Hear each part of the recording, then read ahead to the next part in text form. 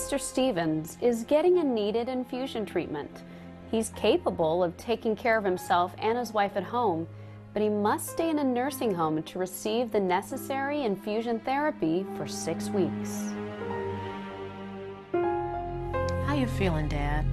They treating you okay in here? It's nice. Very nice people. But to tell you the truth, I'm going a little crazy in here. Oh, Dad. I'm worried about you. And I'm even more worried about Mom. She's lost without you. She's so confused. What do you mean? Confused how? Is she okay? Dad, without you, she's lost. She forgets to take her medications. I even think she forgets to eat without having you help her prepare the meals. I've been checking on her as much as I can. I just don't know what to do. I have to go out of town next week on a business trip. This is terrible. Can't believe I'm stuck in here for 6 weeks of treatment. This is not right. I shouldn't even be here.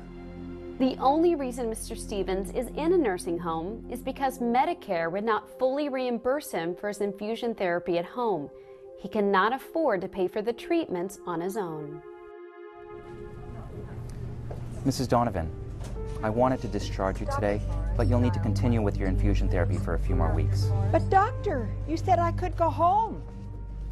Well, you could, but I understand that you can't afford the treatments. It's essential that you continue to receive the medication. But I have Medicare. That's just it. You can do the therapy at home, but Medicare doesn't cover it. It's a shame, but unless you can afford to pay for it yourself, you'll have to stay here in the hospital. No. I have heard so many stories of infections you can get while in the hospital. Wouldn't I be safer at home? Mrs. Donovan's immune system is compromised because of her cancer treatments. She is right to be concerned. I wish I could send you home, but Medicare's limiting our options. Mrs. Baxter's daughter has been driving her 100 miles round trip every day for her infusion treatments.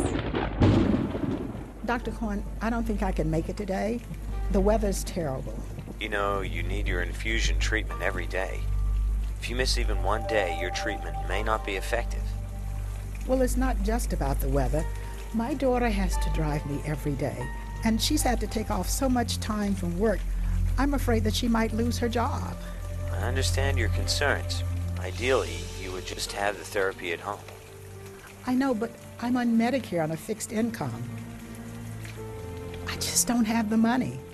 I was told that Medicare would not cover the cost at home. What can I do?